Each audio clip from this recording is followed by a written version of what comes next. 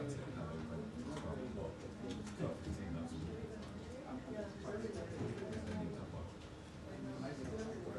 Yeah, there you go.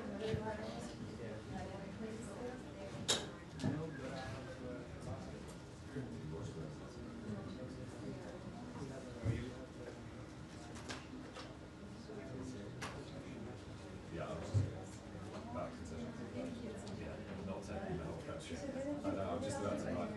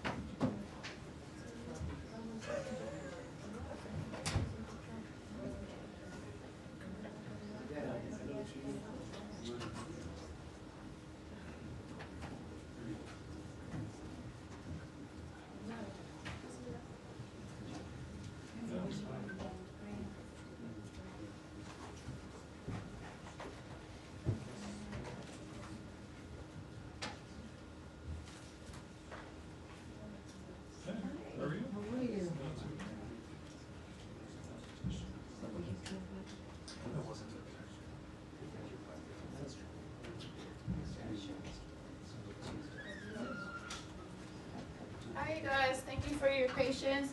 Those of you in the open seats, you guys can actually move forward. Thank you for waiting.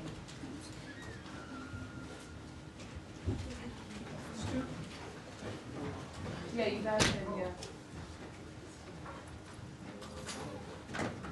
Oh, hey, I've never seen you. Sorry. How are you? Good. Okay, just a few more minutes. Just waiting for you guys to get settled. Yeah. Thank you.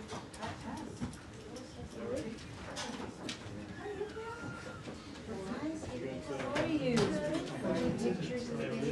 Oh, well, here's her last name.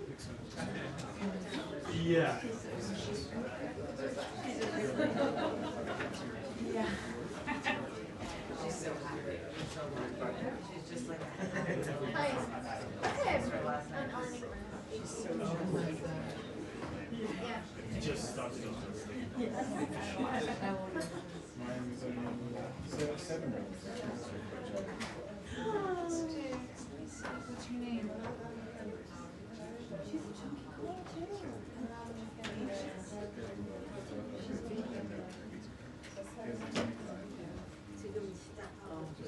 She's doing good.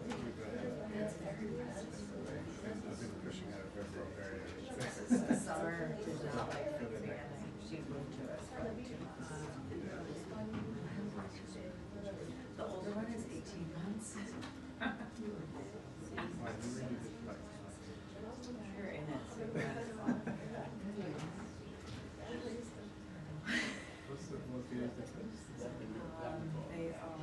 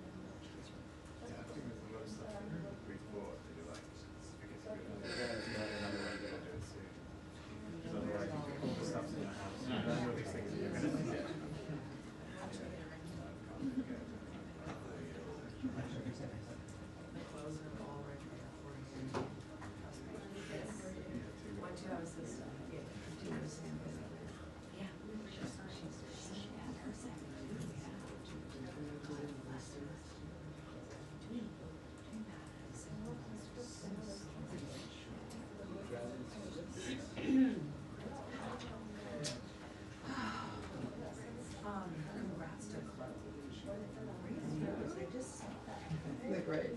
Yes. And it's great for kids. Is he good? Yeah, they're good. Perfect. Happy newsroom. It's a while.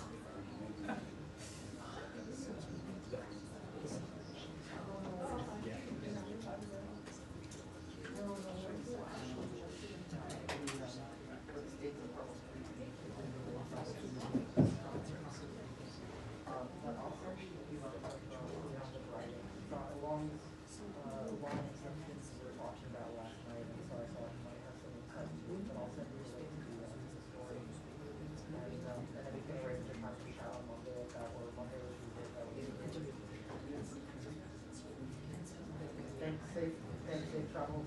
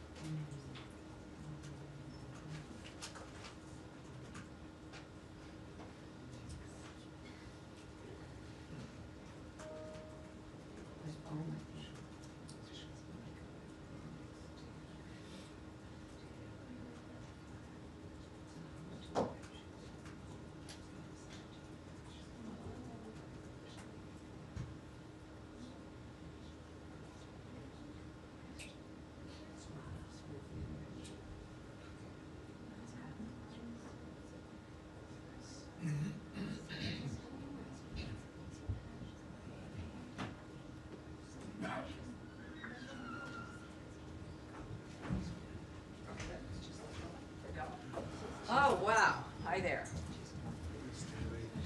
Last time, I'm not really technically late, but last time I came out late, I got applause, but no longer, I see. All righty. Do we prefer not to have movement up this close? Is there a way we can maybe move back a little bit? That would be terrific. Thank you, gentlemen. I did want to grab this coming along here, if you want to know what our reading material is here.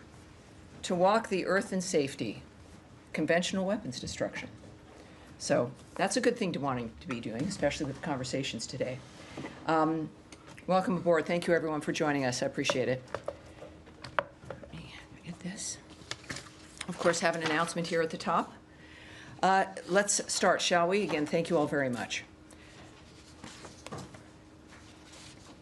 As people around the world head to the Vatican to pay their respects to the Pope, of course, I, on behalf of the State Department, want to take another moment to convey our deepest condolences following the passage of His Holiness Pope Francis. Secretary Rubio is united in prayer with Catholics worldwide during this period of transition for the Catholic Church. We join Catholics around the globe in mourning his passing and giving thanks for his life and service. Now, on to the terrorist attacks in Pahalgam. As President Trump and Secretary Rubio have made clear, the United States stands with India, strongly condemns all acts of terrorism. We pray for the lives of those lost and for the recovery of the injured, and call for the perpetrators of this heinous act to be brought to justice. Next, an important issue that is not receiving enough coverage. The Trump administration's America First border security strategy is delivering real results. As Secretary Rubio has noted, we are now seeing the most secure border we've had. In March 2025, illegal crossings at the southwest border dropped by 94% compared to March of last year. Likewise, in the Darien, a key transit point for those intending to illegally immigrate to the United States, crossings fell by an extraordinary 99.5% over the same period. Those results reflect sound policy and strong leadership, the leadership of President Trump. He has implemented a policy that has combined strong U.S. enforcement, strategic communication with the regional partners, and clear deterrence. In fact, Panama reported that just last month, encounters of illegal aliens returning south were 10 times higher than those heading north. We continue to urge governments across the region to strengthen border security, accept their deported nationals, and invest in the stability and prosperity of their own communities. Together, we can end illegal immigration and build a regional framework that prioritizes sovereignty, security, and opportunity. Finally, President Trump and Secretary Rubio answered questions on the Russia-Ukraine war a few minutes ago, of course, in the Oval Office. As Secretary Rubio said, this war is endable. Both sides just have to agree to it.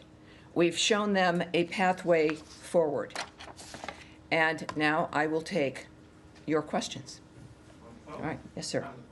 Come back to the attack in Kashmir that you mentioned. All right. So we'll stick with one thing we're going to try to do today is stick with topics. Themes. I'm not very good at that, but we're going to try it again today. So we'll start with Kashmir. So, yes, sir. Since you started with that as well. Certainly.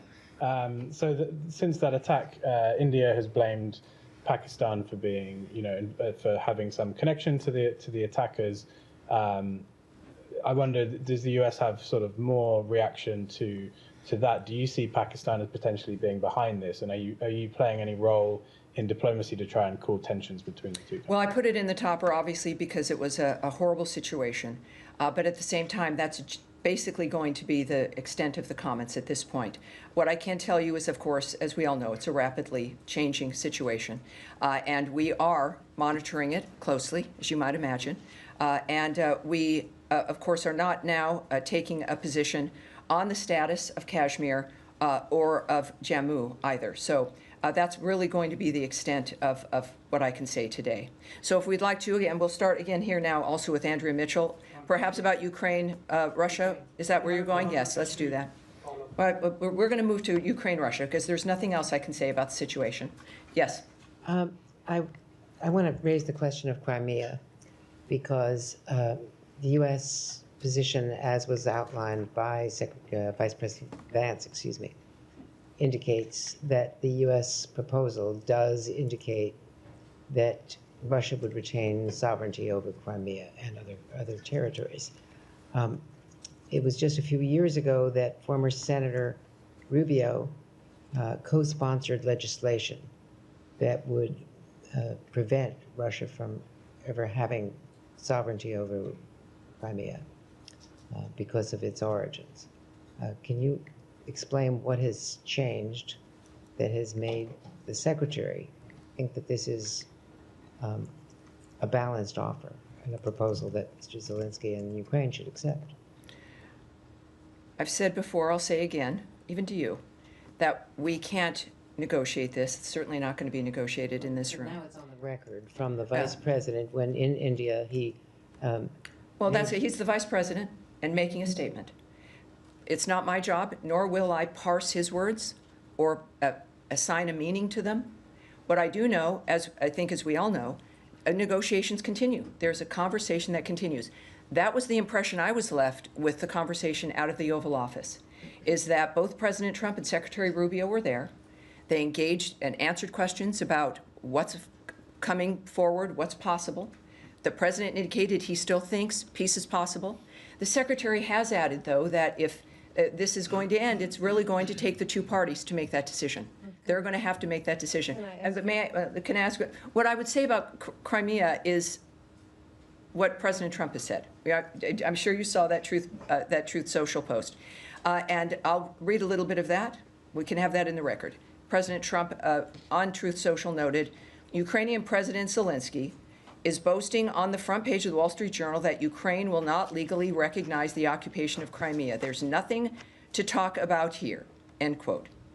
The statement is very harmful to the peace negotiations with Russia in that Crimea was lost years ago under the auspices of President Obama and is not even a point of discussion. Now, his message continues, but that was the general point about Crimea from the president himself. And were you going to follow up on something else after that? Well, just generally, the issue of Crimea and of territory that is now controlled by Russia. Does the Secretary believe that a balanced proposal would have Russia also making some concessions? The Secretary's made statements actually recently in an interview, and I'll read some of those comments. I think he has also said, though, that there's going to have to be concessions on both sides. He's made that clear. We also know that the details of those concessions were not going to be discussed or agreed upon until there was a ceasefire. And that dynamic still exists. But the Secretary's been clear from the start that there would be concessions from both sides in this regard. He has also said, I remain hopeful that we can get something done because this is a terrible war and it needs to end. He also says that there is no military solution to this war. Russia is not just going to roll over Ukraine and take the whole country, and Ukraine's not going to push them all the way back to where they were before 2014. He says we have a better understanding of the Russians' position now because we've actually spoken to them after 3 years of not speaking to them.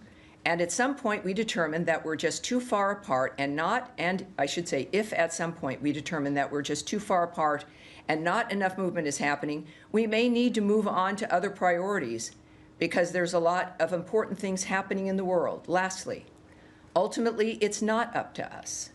It's up to Russia and it's up to Ukraine.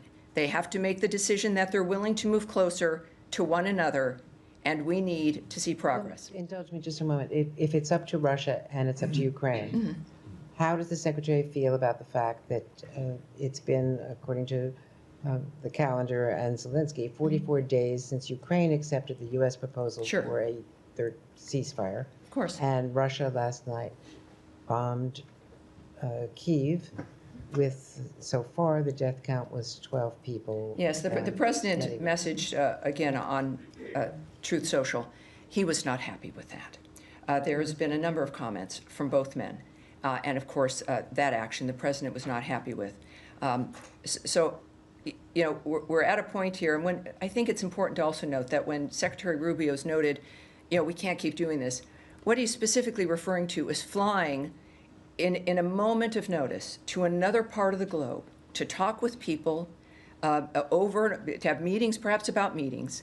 It's not that we're walking away from the desiring peace or wanting to assist with peace as it's developed, but the process with which we've engaged in this for 100 days would have to be adjusted, because our front is global. That front is that front. There is Europe. And it's just a matter of not certainly abandoning anything, but not doing things the way that we have been doing them. All right. Thank you, Andrew. Yes, Nadia? Thank you. Also still on Ukraine and Russia. I'm just going to ask a quick question on Iran. No, we'll do that after we finish with Ukraine, Russia. Yes, sir. Thanks so much. Two questions to follow up on Andrea's question. Yes. Is the Crimea Declaration announced by the Trump administration in 2018, is it still valid? You would have to ask the White House that. Talk to the White House, talk to President Trump. This was actually this building. It was announced by but it's the Trump administration, the last Trump administration. You'll need to talk to the Trump White House. Sure, yes, sir. Second question. Secretary, as you mentioned, said that the war is endable. Just to clarify, the criticism of this approach is that you seem to have been asking a lot of Ukraine and a little of Russia.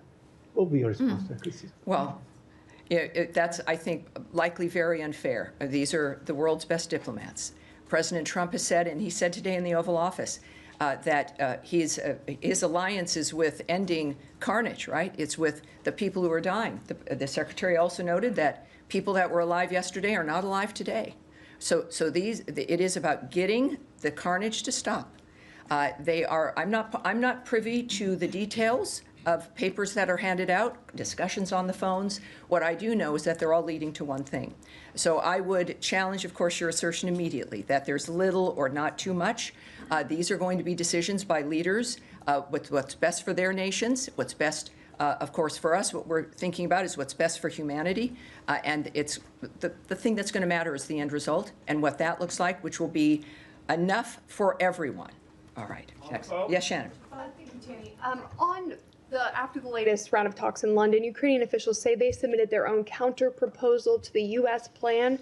Can you say if the Trump administration is giving that counter-proposal any weight, or is the U.S.-backed framework on the table the only path towards peace that the administration is considering? You know, what I've noticed here about Secretary Rubio and President Trump is flexibility, is that no matter what's going on, and even reflecting back on when everyone thought everything was over after President Zelensky's visit to the Oval Office. Oh, it's over. All of this is done. And it wasn't. And it isn't. Because this is about human beings having conversations, negotiating, literally existential issues where their decisions make a difference of who's alive the next day. It is, I'm just on the periphery of watching these men and women work on this. So without knowing the details or speaking to the specifics of what you're asking, I can tell you that it is the commitment, is the end point is what they're committed to, and willing to do what it takes to get to that end point. Regarding London, as an example, we know that Special Presidential Envoy for Ukraine, Keith Kellogg, participated in what were positive talks in London, and with the head of the President's office, Andriy Yermak, the President, of course, of Russia. It's time to move forward also on President Trump's Ukraine-Russia war directive, which is very simple: to stop the killing, achieve peace, and which all of that puts, of course, America first, and as a result, it puts the world first. All right, so Russia, Ukraine, more? Yes, ma'am. Can you just help us understand what the intention is for Steve Witkoff meeting with Russia tomorrow? Is he going to be presenting the same framework that Keith Kellogg presented to the Europeans and to the Ukrainians in London? Is he taking that same framework and giving it to the Russians to see their response? Well, it's a good question, and I have no idea. I don't know what his plan is. We do know that he goes with wherever he goes with intention and with a goal, and we see him effectuating those goals. So I know that there's something that matters to him that he's going to be conveying. I can't, of course, give you those details, nor would I. But I think it's difficult when your business, of course, is information. But in this kind of a case, these are obviously very serious negotiations, and that if anyone can make it work, it is President Trump and his envoys, because no one else has been able to address the issues that we're dealing with that are generationally long, with Russia, Ukraine not as long. Yeah, so I can't comment on what's transpiring there, but I know it's as serious as all of the other efforts he's made. Yes, Sean. Thanks. Secretary Rubio, he's chairman of the board of the Millennium Challenge Corporation.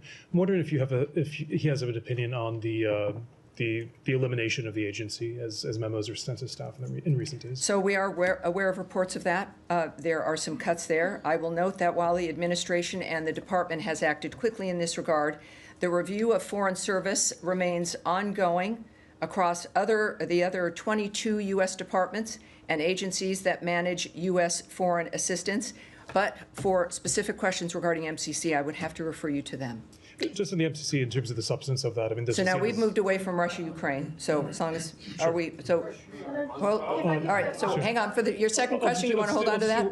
Let me just do one follow up on this. Just the MCC was seen as a way to counter Chinese influence in Africa, in particular. China's involvement in infrastructure. The MCC was building infrastructure, but for countries that demonstrate good governance, for example. Why is that not seen as a useful goal for the United States at this point? Oh, Sean, you've been in here so often. First of all, I'm not going to speculate on any of the press reports about decisions that have happened or have not yet happened, or even the impact, or even, I mean, you can reach out to the MCC about the status of their programs. But if this is about really ceding ground to anyone, the administration is intent on delivering a foreign assistance policy that is efficiently and effectively serving America's interests. And the ongoing review does that for whatever the policy is, whatever the region is. And in fact, of course, it's effective for this aspect as well. But just a reminder, just because something is changed, it might look different. It doesn't mean that our priorities have changed and that we will be applying our priorities and our mission in other ways as well. On the same topic, please. Russia, Ukraine, same? No, MCC. MCC, same? All right, well, you know what I'd like to do? Stay there. We'll keep going with Russia, Ukraine. All right, Nadia, are you on that? So you're still on Iran, I think. All right. Iran because I have to have Yes, a life. all right. Well, actually, let's move on from Russia, Ukraine then. We'll stick with MCC. Go ahead. Hi, I'm Ellen. I'm sitting in for Matt today. Terrific. Hi there. Good to meet you. On MCC, as chairman of the board of the MCC, was Secretary Rubio aware of and does he approve of what DOJ has done at MCC this week? The staff members and supporters say that all the contracts have been ordered terminated. And as chairman of the board, is he going to approve the termination of all the contracts? I know that Secretary Rubio has been involved in the steps regarding all of the foreign aid review. He's not just an active Secretary of State, but he's an involved Secretary of State. Our policies here, of course, are a reflection of his commitment to maintaining life-saving aid that is a reflection of America's interests. So while I can't speak directly to each individual decision, and I would not, the fact of the matter is, again, this is a decision that was made based on those values and the application of them that President Trump has advised and his vision has directed, and of course that Secretary Rubio also approves of and has also applied. I would argue that this is a DOJ dynamic. I think, as we mentioned on Tuesday, as we talked about the restructuring of the State Department, that the American people voted in President Trump to make changes. We've, of course, know that the budget of the United States, the debt, the way it operates is unsustainable. And so the State Department and other departments are also changing. But that dynamic is now, it sits with the secretaries. It sits with the heads of the departments of the country.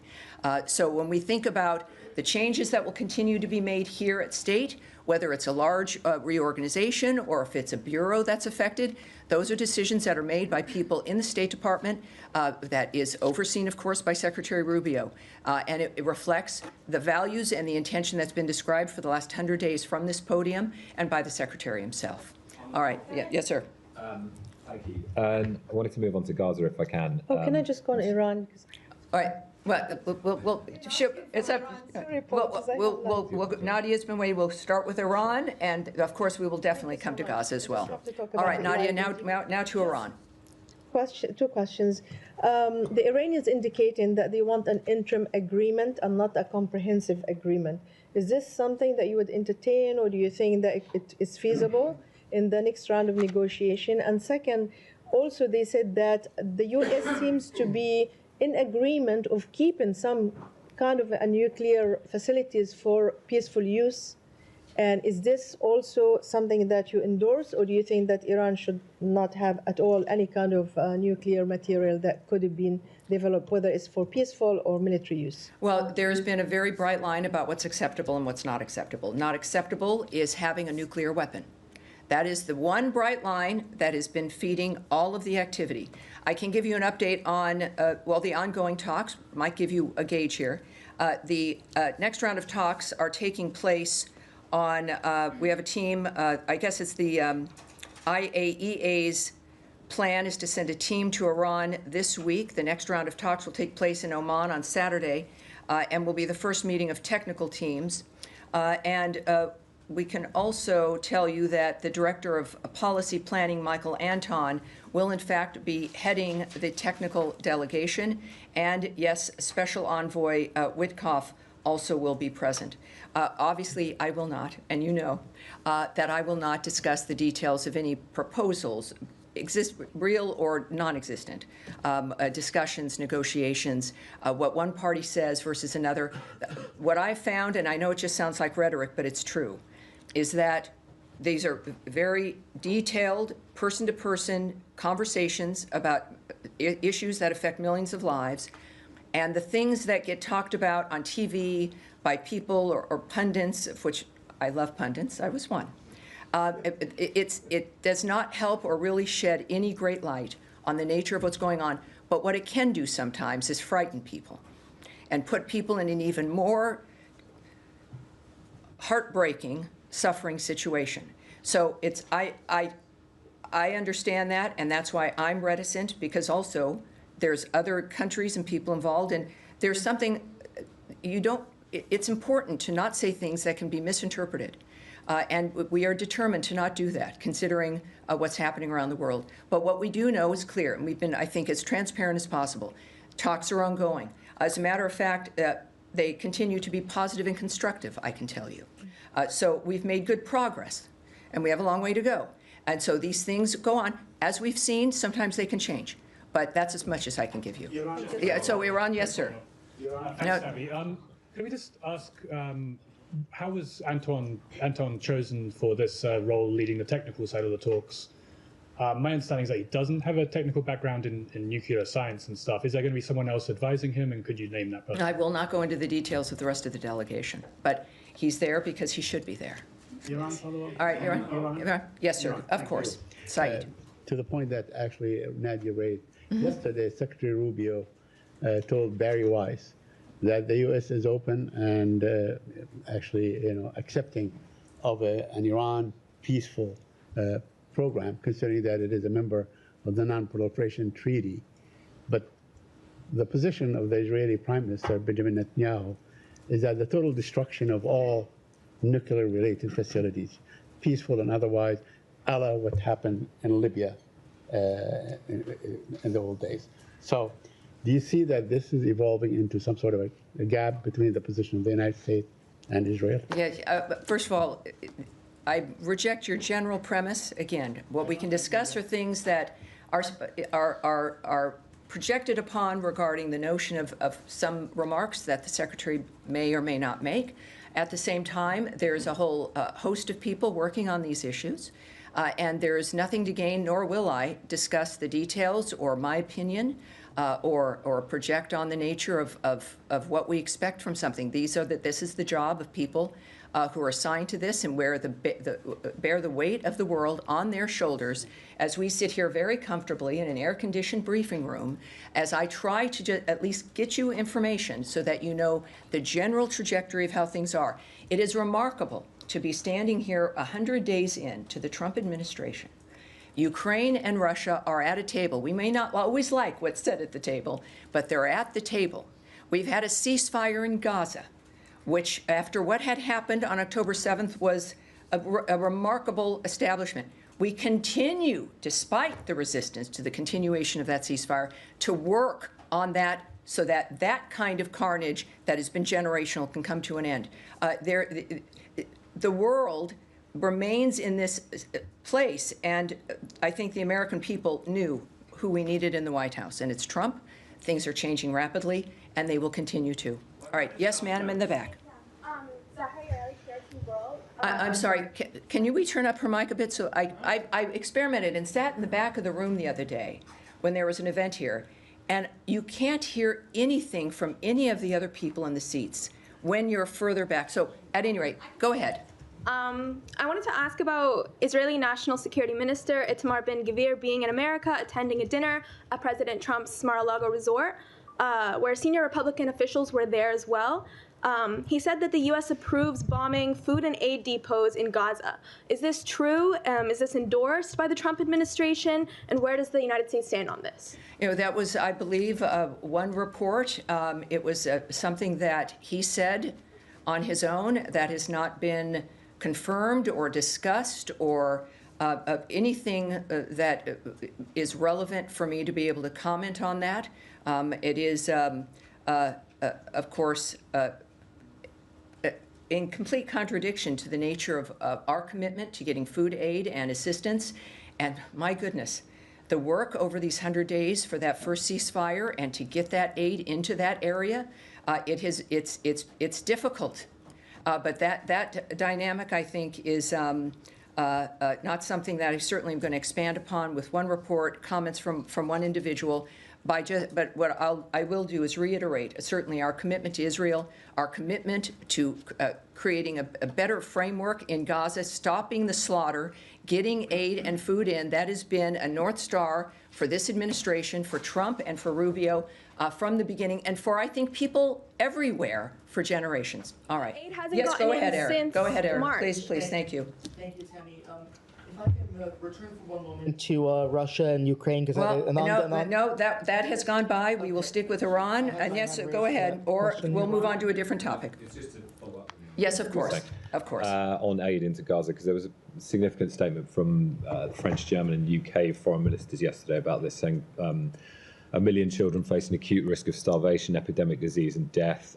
Said the Israeli decision to block aid is intolerable, and Defense Minister Katz's recent comments politicizing aid are unacceptable. Called on Hamas to stop diverting aid and to release the hostages. I mean, you've said many times about your position on pressurizing Hamas, but I just want to get, and you've talked about it being a North Star to get aid in just now. So what is the work? Are you using your considerable position to ask Israel to lift that blockade? Well, the last part, my considerable position to do what? The U.S. using its position, because we haven't really heard about this part of it, to ask the Israelis or to pressure the Israelis to lift the blockade on aid? Well, directly what I can say is the United States supports the flow of humanitarian aid with safeguards to ensure assistance is not diverted, looted, or misused by terrorist groups such as Hamas and the Palestinian Islamic Jihad. And also when it comes to something like that private meeting mentioned from the earlier question, it's difficult when we've have such a horrible framework on the ground that all of us want to have, well, all of us, of course, except apparently Hamas, want to have changed. Our commitment remains to get that humanitarian aid flowing. It is the point of a ceasefire, right? It is the point of what Special Envoy Witkoff has worked for and achieved. And we, of course, continue to work to try to re-achieve that. But we support Israel as, of course, the ally that they are. That's, I think our actions speak to the nature of what it is we're committed to. But can I just clarify, because you mentioned this often about a ceasefire and that appearing to be linked to aid going in. Is one thing, are you saying that there would be a reason, right? Absolutely, but there is a way to get aid in, and it was done previously, while the conflict is still continuing. And I'm just trying to understand if an agreement is conditional on aid going in for you. So are you saying that aid will, which is what the Israeli position is basically, the Israeli government, is that aid will only go in when there's an agreement. So is that... Well, yes, I won't, look, and as you know, and perhaps it's important for me to state it for what your stories are. But I'm not going to comment on Israeli decisions, Israeli negotiations, nor am I going to speak on where things stand currently between conversations. It is what I will say about every negotiation in every situation in the world. Our negotiations and actions never stop. So it's not like it starts at 8 in the morning and ends at 5 p.m. and then waits for a week before something else may happen.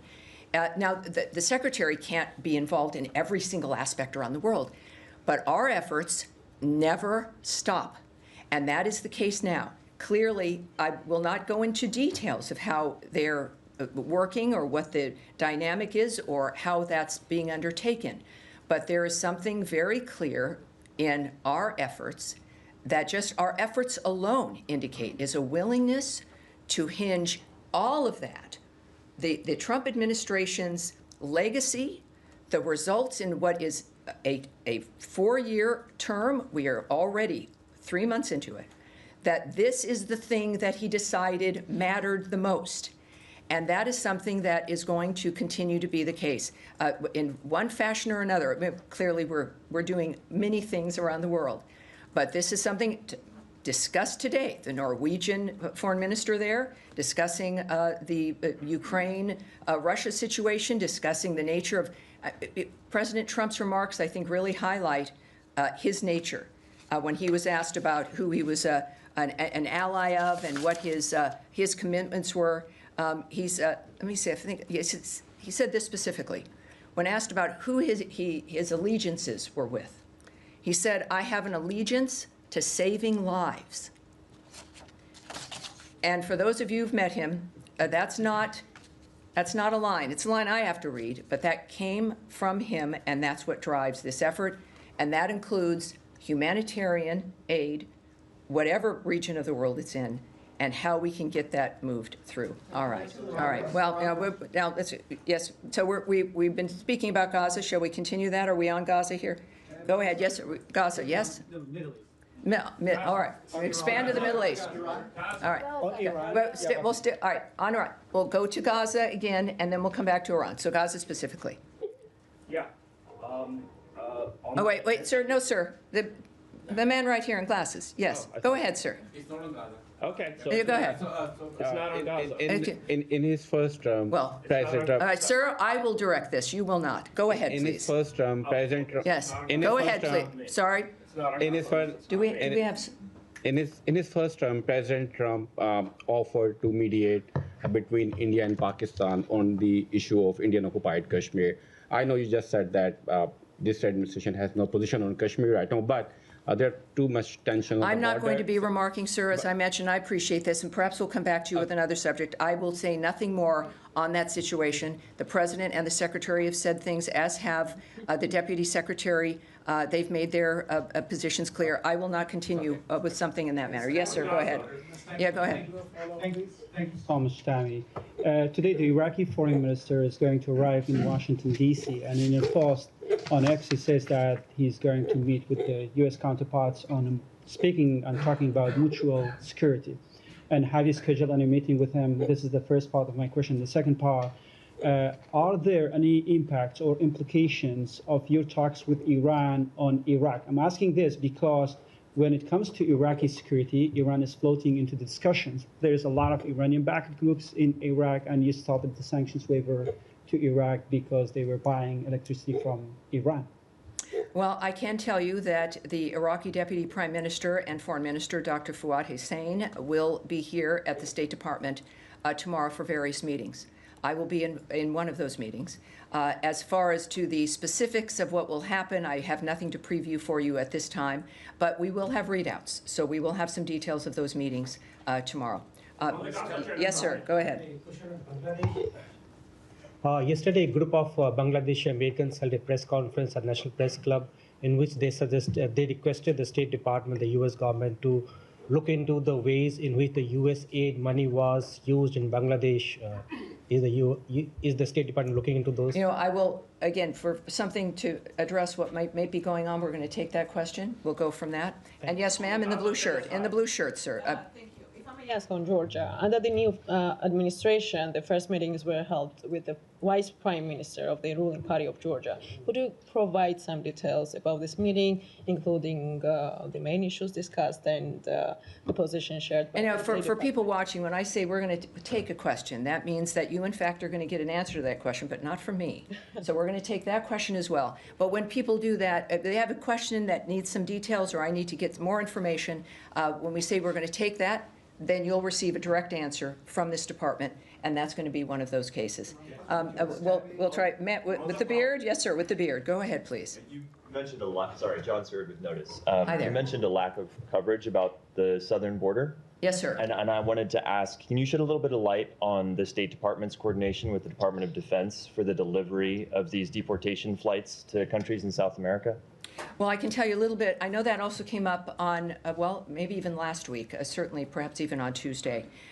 So this is the diplomatic services, right? We know that they are actively partnering with DHS in implementation guidance and mandatory training related to DSS enforcement of statutes and regulations. And in February 18th to be specific, the Secretary of the Department of Homeland Security delegated Title VIII authorities to the DSS. They also, there have been some questions about their relationship regarding the state of Virginia. We know that we refer you as a result directly to DHS and the Virginia Homeland Security Task Force for any questions regarding that interagency support in their ongoing mission there to prevent illegal immigration. And they are a key partner, we will say, about the DS. They are a key partner in the United States work to reduce illegal immigration and root out those who endeavor to exploit the U.S. travel system. Their primary mission, for those of you wondering about the diplomatic security services, their primary mission is to protect diplomatic assets, personnel, and information and combat transnational crimes connected to visa and passport fraud, as well as to investigate transnational human trafficking crimes. DSS law enforcement authorities complement and strongly support the administration's priority to deter and reduce illegal immigration into the United States. All right. Yes. All right. How are we doing? All right. All right. I think that's going to be it for today, and we will see you. We'll see you next Tuesday. All right. Thank you. Have a great day, everybody.